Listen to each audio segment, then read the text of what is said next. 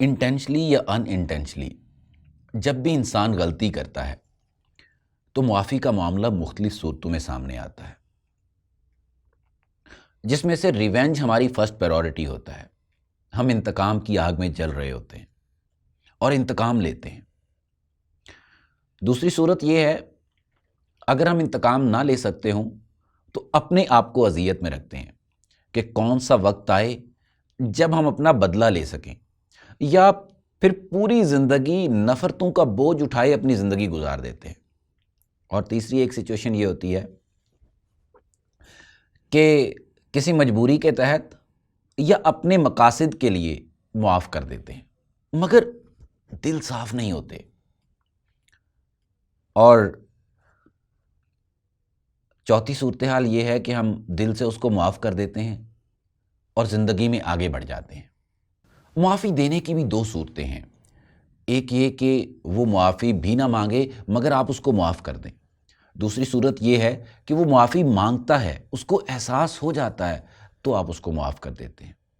دیکھیں، اس کو اپنی غلطی کا احساس بھی ہو جائے تو ایسی صورت میں معافی لازمی دے دینی چاہیے، اور انسان کو فرعون نہیں بن جانا چاہیے، کیونکہ آپ کھلے دل سے معاف کر دیں گے تو اللہ آپ کو اس کا اجر اور جزا دے گا۔ اس کے علاوہ آپ بھی اپنی زندگی سکون سے گزاریں گے، بلکہ گزار سکیں گے۔ اگر آپ اس کو دل سے معاف کر دیں گے تو آپ بھی اپنی زندگی سکون سے گزار سکیں گے۔ اگر کوئی شخص مخلص ہے، اس کو اپنی غلطی کا احساس ہو گیا ہے، وہ آپ سے معافی بھی مانگ رہا ہے، تو فرعون بنے بغیر معافی کا پہلو اختیار کرنا بھی احساس ہونے کی علامت ہے۔ اپنی انا کو مار کر اپنی غلطی تسلیم کرنا، معافی مانگنا، یہ ایک بہت بڑی بہادری ہے،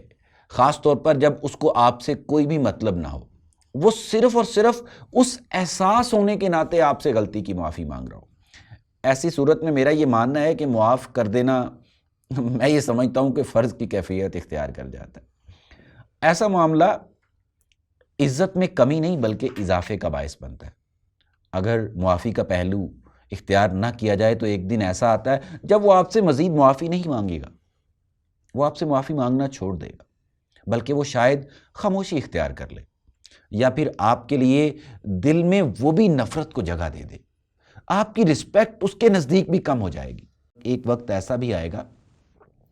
جب وہ اس بات کی پرواہ کرنا چھوڑ دے گا، اور یہ مرحلہ آپ کے لیے تکلیف دہ ہو سکتا ہے۔ زندگی کے کسی بھی موڑ پر جب آپ کو احساس ہوگا کہ مجھے اس شخص کو معاف کر دینا چاہیے تھا، عین ممکن ہے کہ وہ اب آپ کی پرواہ بھی نہ کرے۔